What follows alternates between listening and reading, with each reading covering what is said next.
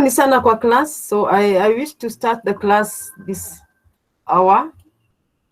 And I've said that we are going through our topic on Bayesian decision theory. And today, we will continue from where we stopped.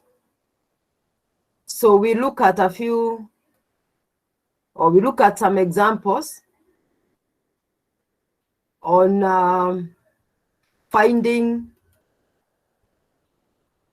the optimal situation or the optimal solution. And when you have data or when you have no data. Because we said there are two situations here when you're taking or when you are doing or when you're carrying out a decision under the Bayesian approach or under the Bayesian approach. There are two situations or two cases, either when you are making decision with data or without data. So either way, you should be able to approach a situation and be able to make up or to make an optimal decision. So I'll start with this example as we go on. And I'll look at mainly just two examples, then we can go on to a case where you have now no data. But it is still related to what we are looking at, the two examples we are going to look at.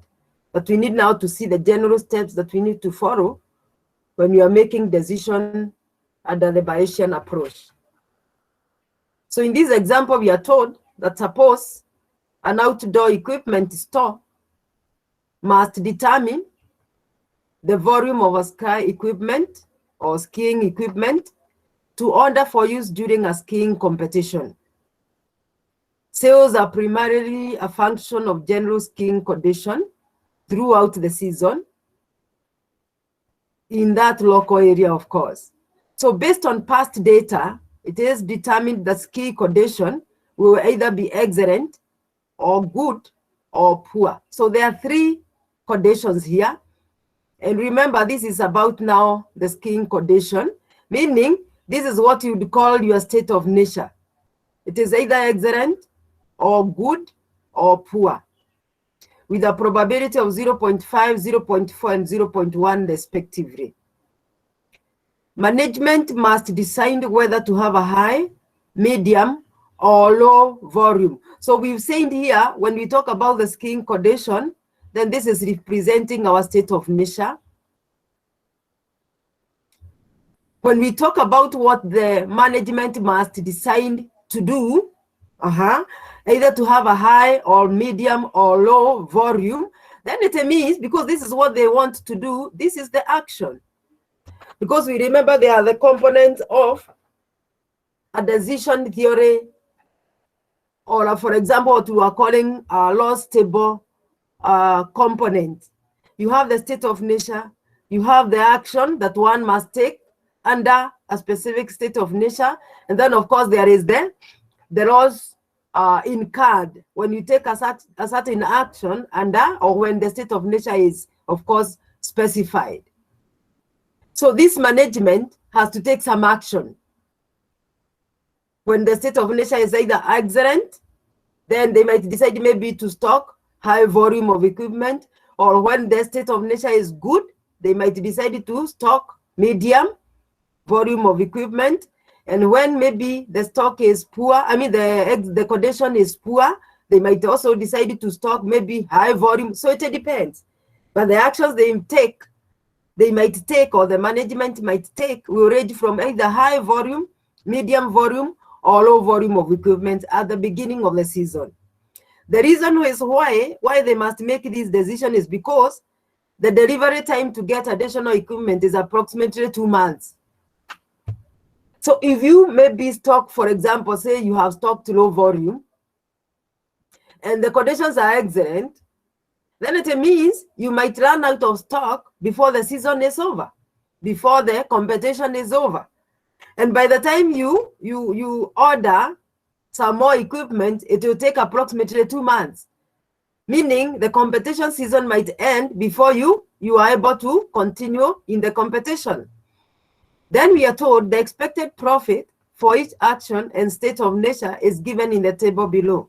So we have the rebel, or rather the table that gives us the loss or the profit that is incurred when you take a certain, when the management takes a certain action while the state of nature is now given. So maybe interpretation of this one, here we are saying the probability that the condition is excellent, the condition for skiing or for getting involved in this competition, when it is excellent, the probability is 0.5. When it is good, the probability is 0.4. When it's poor, the probability is 0.1. Then on the other hand, we have when they stock, or when the management stocks high volume of skiing equipment and the conditions happen to be excellent, or the state of nature happens to be excellent, then in that case, they make a loss of minus 20, meaning they make a profit of 20, because when it's minus, because it's a loss table, the minuses are giving you the profits, because this is a loss table. Note that, not a profit table, but a loss table. So it means they make a loss of negative 20. Negative 20 is a profit of 20. If they decide to stock medium volume of skiing equipment and the conditions happen to be poor, the state of nature happens to be poor, then they make a profit of 8. So basically that's the meaning of this loss table. That's how you can interpret it. So just to try and analyze it, if we can go back to what we were doing when we were looking at what we were calling the maximum, or rather the minimax position. I have maybe this one. This is loss table. This is the state of nature and a certain action, so that we can look at what would be the action. If I were to look for the minimum maximum, what I would do is, first of all, find out which is the maximum loss among all these. And the maximum loss, for example, when you have action, when you have stocked high volume of ski equipment, the maximum loss is minus 6. Because remember, when you talk about maximum loss, you can see negative 6 now. This is the minimum profit. Maximum, if you're talking about negative integers, don't forget this. If I'm looking at negative integers like this, and this is my number line, I would have minus 1 here, minus 2 here, minus 3 here, and so on and so forth. So in this case, this would be said to be the maximum loss. But of course, when I interpret in terms of the profit, it is the minimum profit. So my maximum loss here is minus 6. Now, when you go to maybe stocking medium volume of skiing equipment, then the minimum loss is minus 8. If it is low volume, the minimum loss is minus 12. So among them, the minimum of the maximum then would become the minus 6. Now, if I were to use now that principle to look for the optimal decision, then I would pick action 1. But suppose now I want to use the case of the expectation, because now here I've already been provided with the probability that the skiing condition will be excellent is 0.5. The probability that the skiing condition will be good, 0.4. The probability that the skiing condition will be poor, 0.1.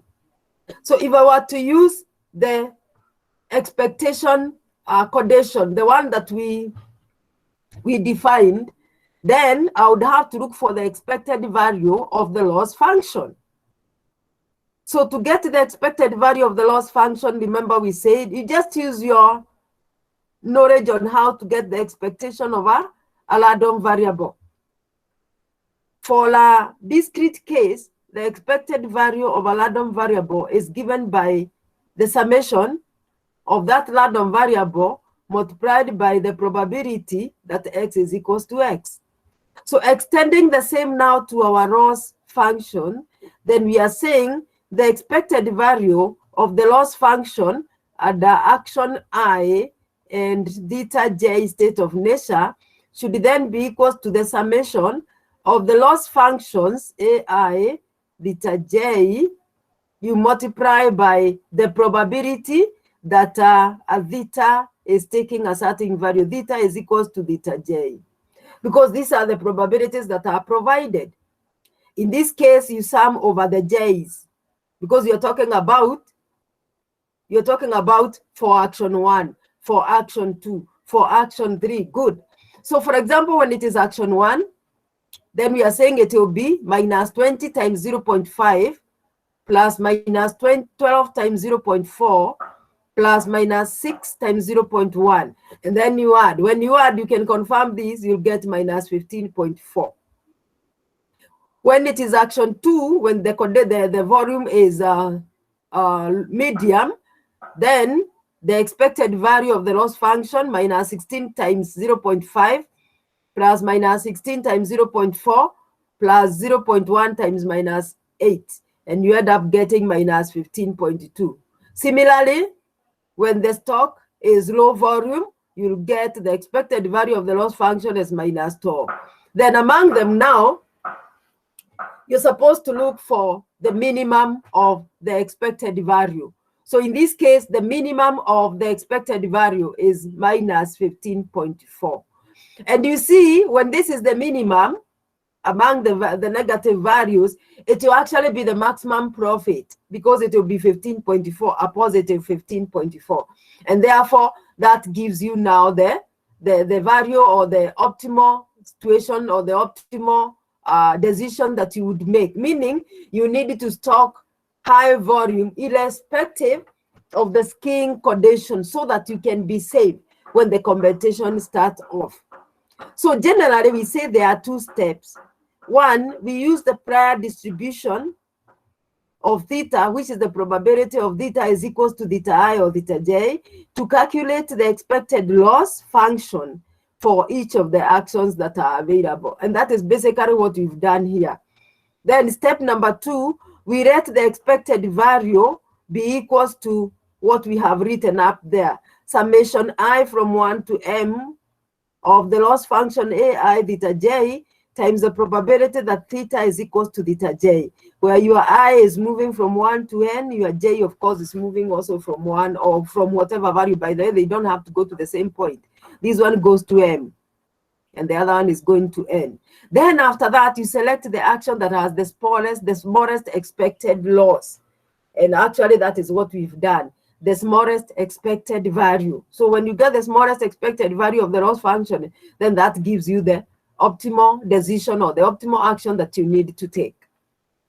So I have a second example here where we are given, let X be binomially or binary distributed with the parameters 1 and P, where our P is a member of the probability space, such that, of course, a quarter and a half means when X is equals to 0, the probability that X is equals to 0 will be equals to, under whatever condition that is, our P takes values a quarter and a half. Remember, our X takes 2 values, either X is equals to 0 or either X is equals to 1. So for each of the cases, we'll be able to see probability 1, when X is equals to 0, it will be a quarter. When X is not equals to 0, of course, it will give you 3/4. Now, when X is equals to 1, you have a half. When X is not equals to 1, again, you will be able to know what to do because now you have 2 of them. You have P1 and you have P2. So this is supposed to be P2. So you have probability 1 when X is equals to 0, when X is equals to 1. So you'll be able to get them out of that. So you'll be able to see how to apply these. Then in the loss table, or the loss function is this. We have when you take action 1 and the probability 1 is a quarter, then you make a loss of 1. When you take action 2 and you add the probability 1, that is P1, which is equals to a quarter, you make a loss of 4, and so on and so forth. So you can interpret that, and that's what I've said here. The table means the loss function of when you have probability is a quarter and action A1 is taken, then you make a loss of 1.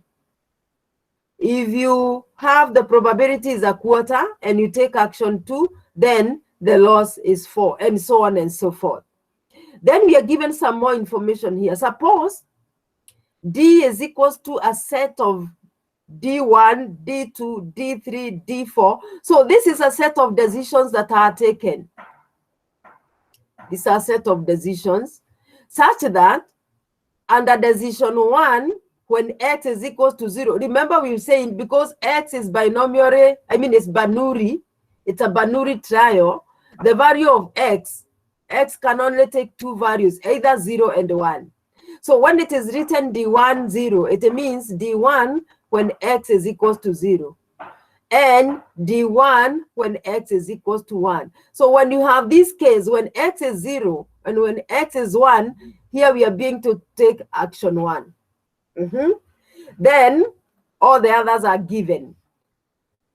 When x is 0 and we are at decision 2, then you take action 1.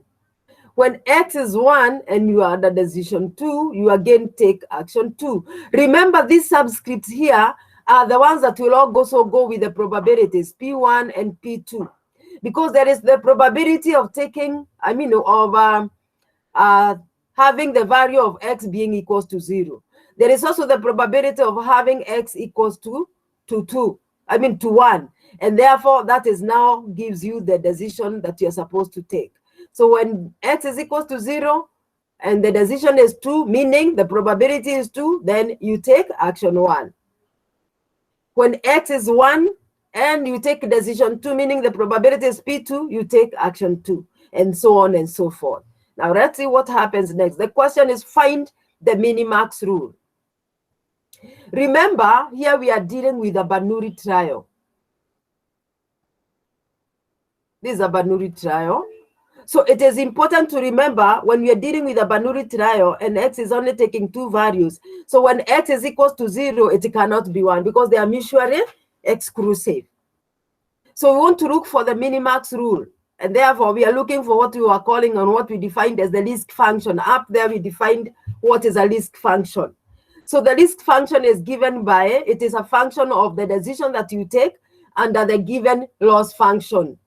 Of course, based on the specific action and the state of nature at that particular moment. So generally, we say the least function, which is a function of the P, that is the probability and the decision. Why? Because here we don't have data, but we are relying on the prior distribution. So it is equal to the expected value of P given X, where your P is your parameter. In our case here, we have our P is the parameter, the probability of success for this binary trial, where X is equal to, this should be a small x, where X takes any values of the X. So in our case here, remember our X is taking only two values. Either X is equal to 0, so you have the expected value of P given X is equal to 0, and the expected value of P given X is equal to 1, because there are only two, which is equivalent to the expected value of, now this P, the parameter, will be given by the loss function table. So it is actually the expected value of the loss function, which is a combination now of our P and the decision that you take under any of the two values, X is equal to 0, X is equal to 1. So we have here, it will be equivalent to the summation, just the same way we have defined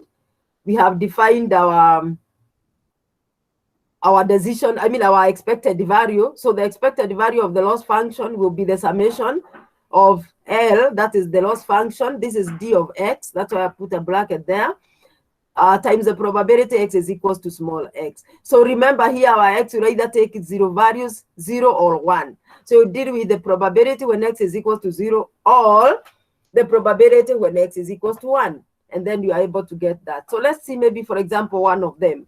Suppose I'm looking for the risk function where I have P1, that is the probability under condition 1, and the decision is 2. What will happen here? So it will be equivalent to the expected value under the probability P1. Remember, we have two probabilities. Our probability had two values in the probability space. We had a quarter and we had a half.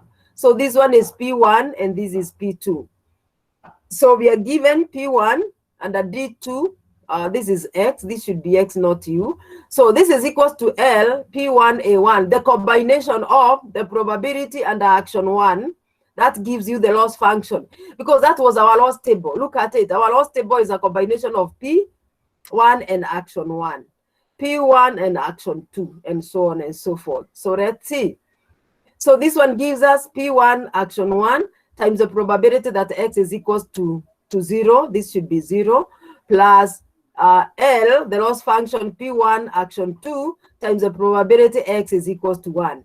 And of course, you now just come and substitute your probabilities here, and you'll be able to get the answer. So we have 1 times 3/4 because we have the loss function. We have under A1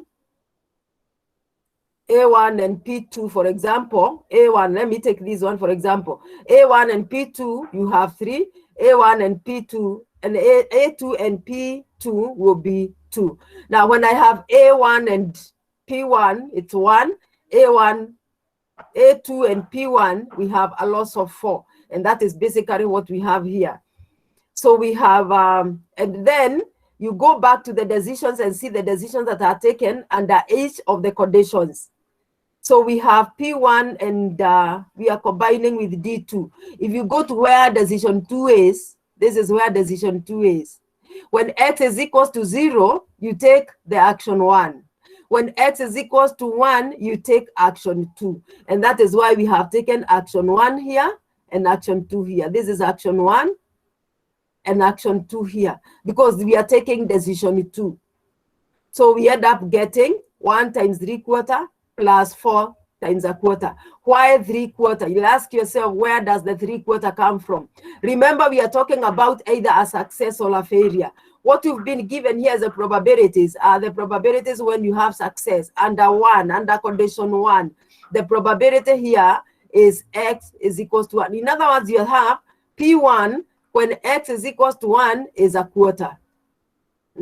So it means P1 when X is not equals to 1, of course it will be equals to 0, will be equals to the 1 minus 1/4, 3/4. Good. You go to the second probability, P2. When X is equals to 1, that's the probability of success. You'll be able to get, it's supposed to be, what is this probability? Let me see.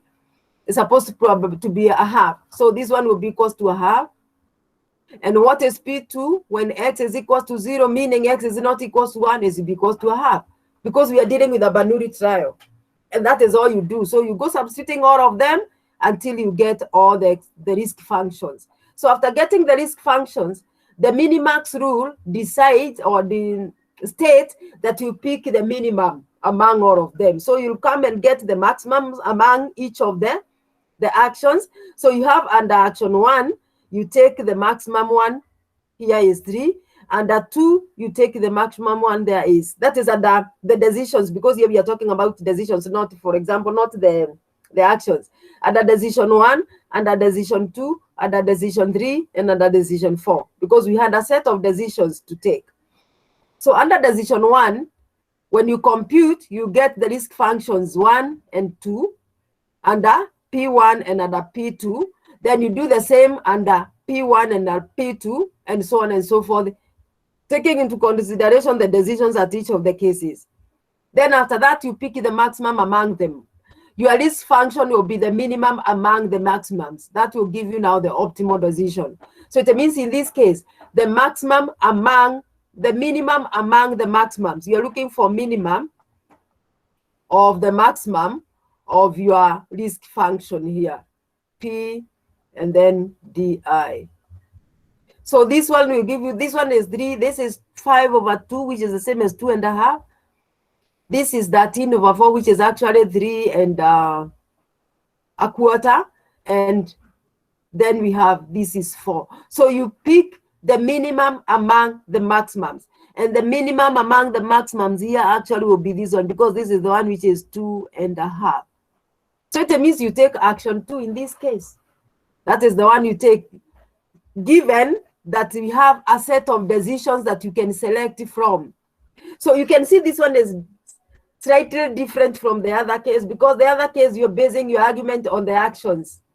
But now we've gone ahead because we have the probabilities and we have the data. The data is already stated with the data, which is a Bernoulli trial. So it means you can get the probabilities. Reason, you already know the values that your X, your random variable, can take. It's either 0 or 1. So this is an example of Bayesian decision theory under or when you have data, with data, because you see data here is already defined. It's a Bernoulli trial. So basically, that's how you can go about this. You look at it more because you'll have this note, or you have this note already. So you'll go through the example again. Allow me to look at this example, but this one I only mentioned. Suppose an outdoor equipment store must decide on whether to stock a high, medium, or low volume of skiing from next month. So here we are stating the specific time. It is known from past data that the demand of skiing of a given season has a normal distribution.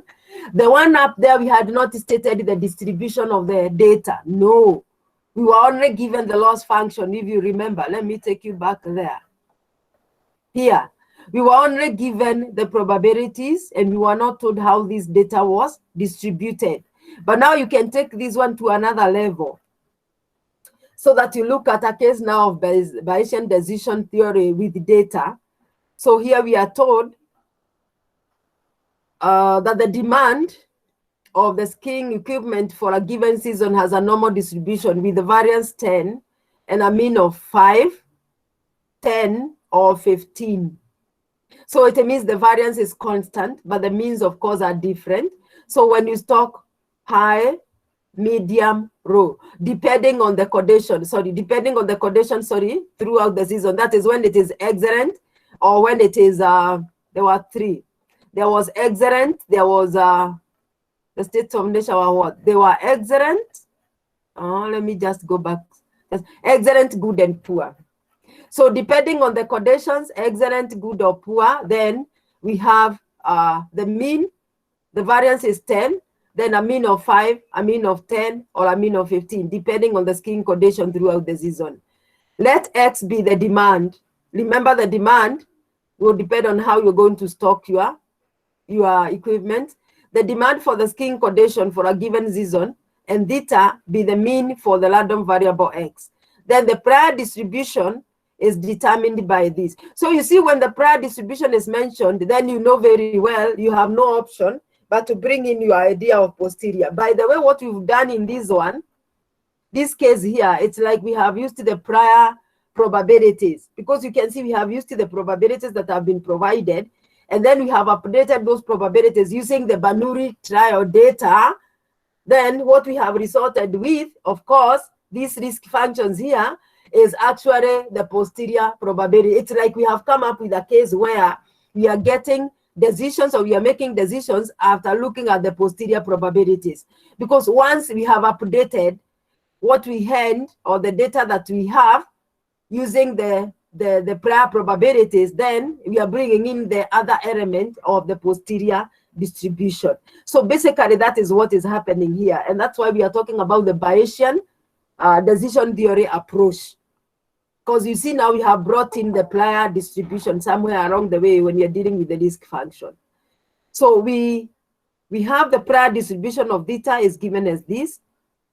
So 0.2 when theta is, theta 1 is 5. Remember, these are the conditions. You have either excellent condition. They are these ones here. You have excellent, you have good, and you have poor conditions. So those are the three of them. So when theta 1 is 5, and remember, these are means. We have been told these are the means, the mean of 5, 10, or 15. The variance is a 10. It's a constant. So the table below illustrates that base decision based, it illustrates the base decision based on the prior distribution. So you do it just the same way we have done this other one here, by computing your probabilities now given the specific parameters, because we've already been given the parameters here.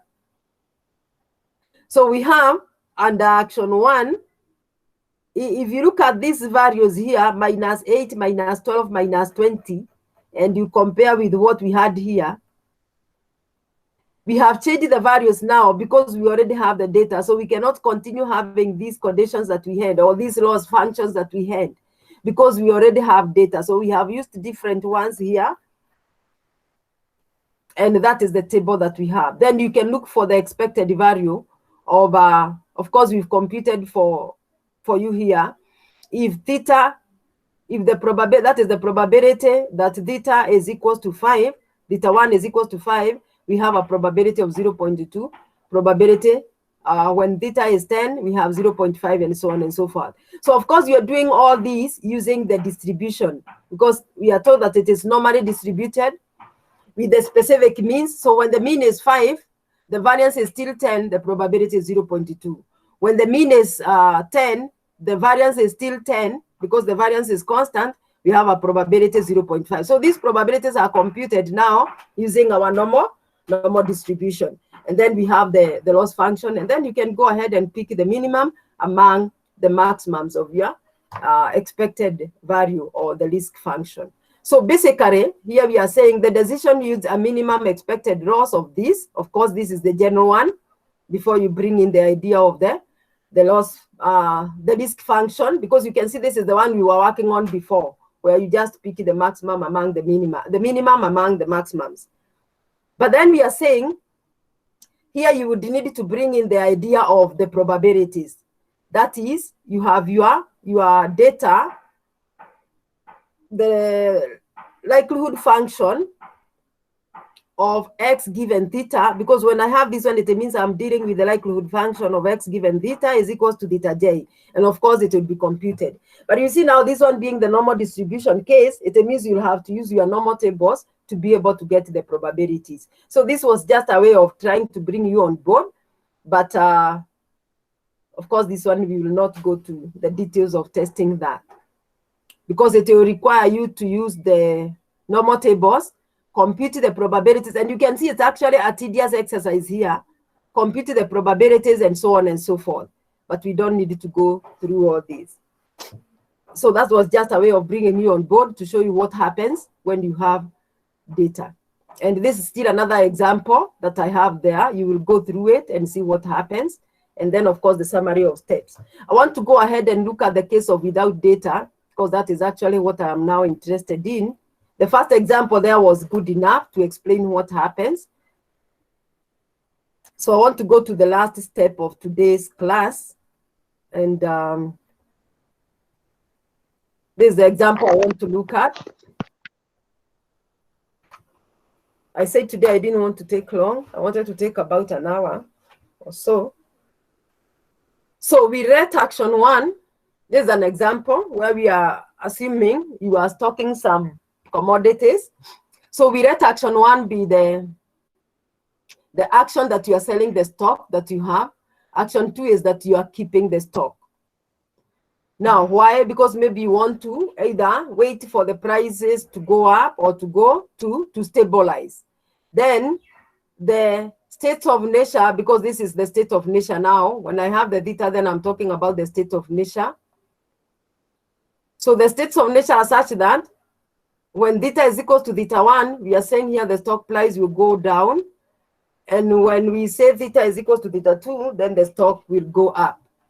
Then we read the loss function be such that when the stock prices go up and you decide to sell your stock, maybe this could be in the stock exchange or something like that, or maybe you're doing some business.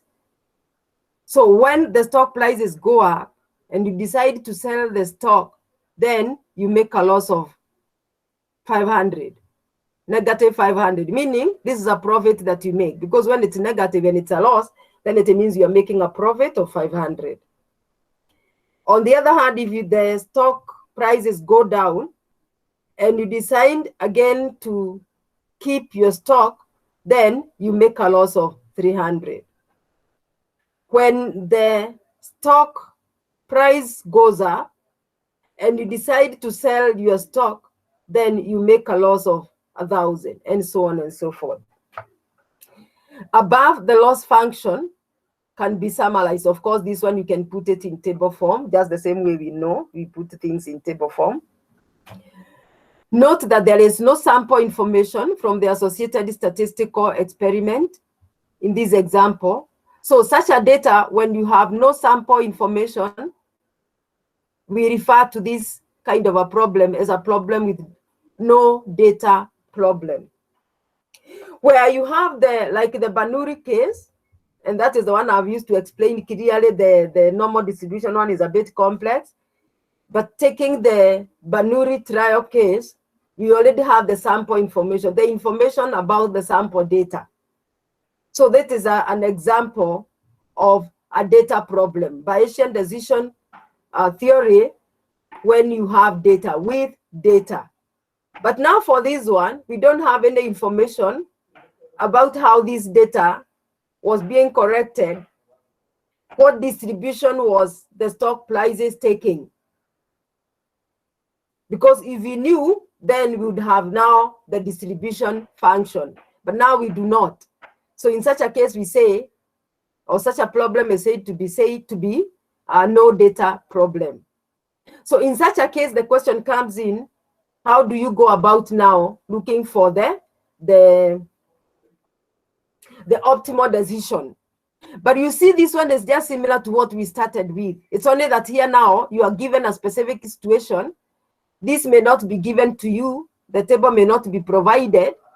But of course, out of this kind of an information, you'd still be able to come up with the loss table, because you'd be able to know how to combine them and come up with your loss table. So a definition here that we had made earlier, the Bayesian expected loss of an action A is given by this. If it's a continuous case, of course, I will go through the integral part. If you look at this example I've skipped here, this is what I wanted to demonstrate with.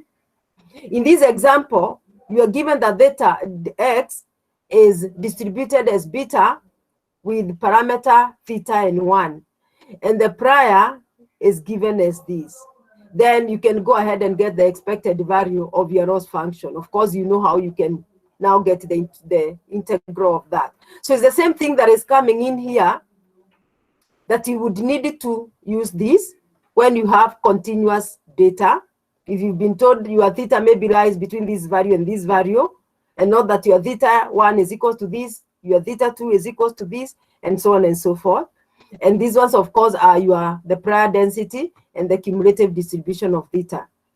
So if we let pi of theta 1 be equals to 0.99, pi of theta 2 be equals to 0.01, then you can again substitute them here and be able to get the answer, because you've already been given these values.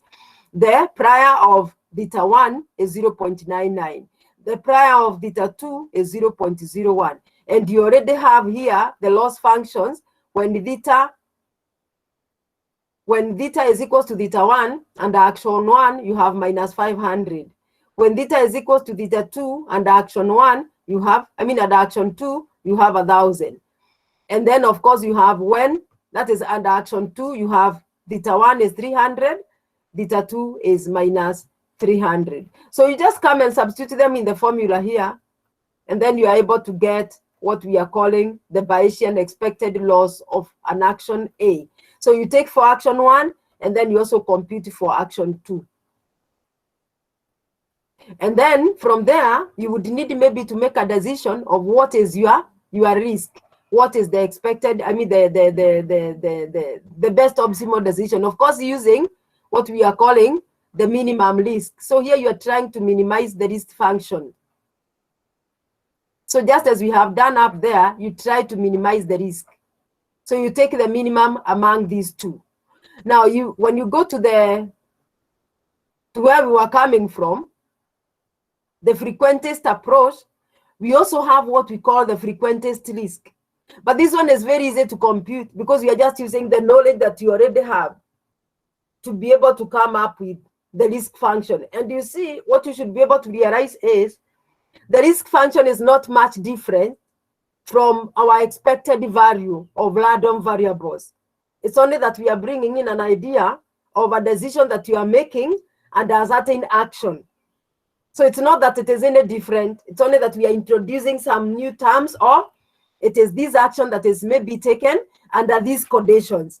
Otherwise, the approach is the same, of even computing the frequentist approach. So I have a definition here, an unrandomized decision rule. Delta of x is a function from a parameter space into the real line. So if x is equal to x naught is observed, then the decision under X naught is the action that will be taken, or the delta under X naught is the action that will be taken. So two decision rules, call them delta 1 and delta 2, which is decision 1 and decision 2, are considered equivalent if these two are equals to 1, if each one of them is equals to 1 for every value of theta. Then the risk function of a decision rule delta of X or D of X is defined as this. And this is actually what we were trying to minimize up there. It is the expected value of the loss function, and the loss function comprises of the state of nature, which is your theta, and the decision that you are taking. Because we are saying you rate a decision rule be defined by D of X. It can be just the D. If you're not using the Greek letter D, then we'd use our alphabet letter D. So the loss function comprises of the state of nature and the decision that you are making. If you remember the example that we have done up there of the Bernoulli data, that is where we first introduced the set of decisions, where we had decision 1, decision 2, decision 3, and decision 4. And we said these ones will be determined by when X is 0, when X is 1, because this was a Bernoulli data or a Bernoulli trial. So it is the same D that we are talking about here. So you have to consider what is comprised in your decision, in your set of decisions, so that when you are now getting these, you're getting the loss function, you consider each one of them individually. Boro, you are saying something?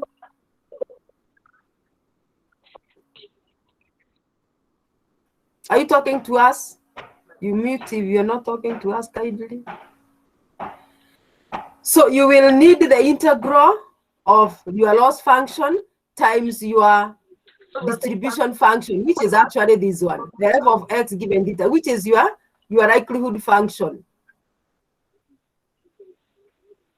So you multiply your loss function times your likelihood function, and I'm still taking you back to our approach of Kahuna, you're talking to us? I can't hear you. Are you talking to us or you're talking to other people? You mute yourself if you're not talking to us kindly. So I was saying you integrate the loss function multiplied by the likelihood function, and you are integrating with respect to X, which is your data. And of course, you will look at an example I have put there. It's just a matter of substituting them and getting the values of the risk function. And I think we are through with that. So I think all I'm left with is looking at some examples. Okay, I know there's an exercise that I'll give you for decision theory. But I think for today, we can stop there. So when we meet next week, we'll just go over some examples where we can move from our general way of dealing with the prior and the posterior distributions, and how we now can take a question and also move it forward and bring in the decision theory in it. You see, the beginning, what we were doing is we were just looking at the prior. You have the prior distribution, you have the prior and the data, and we are combining the two of them to come with the posterior distribution. Now, what we will do is we will take such a scenario, and then we move from here and we combine this one now with the part for the decision theory. So we look at maybe 2 examples out of that, and with that we shall be through. I don't know whether we are completing the course very early, but of course we have a lot to do as far as the application questions are concerned. But for today, you allow me to stop there so that I can look into some issues that are waiting for me. So can I get some reaction on how the cut was? What were your experiences when doing the cut? Were there any challenges? Somebody to respond? Jared, how are the cuts? How was the cat?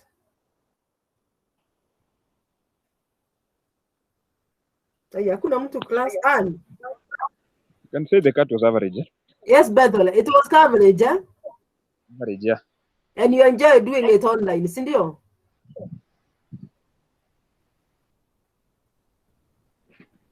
Yes. Average. Thank you, Elvis. Oh, Jeremy, asante sana Mudhoni. Then that's okay. It was fair. All right. So we shall see what to do even for cat 2. So if I find that is the best way to do things, it was good, eh? So if I find that's the best way to do things, then that's how we'll do our cards instead of uploading them. But we shall see. We shall see what will happen depending on how you'll perform. Then I'll know what to do. So thank you very much for your responses. Thank you, Munuve. Nashukuru sana. God bless you and kindly continue taking care of yourselves. Thank you, Anne. Thank you. Thank you, Good day. Jared. Asante. Bye. Good day. God bless you too. Thank you very much, Joyce. Thank you, asanteni sana. Asante. Thank you. Good day, Mase. Good day. Thank you. God bless you.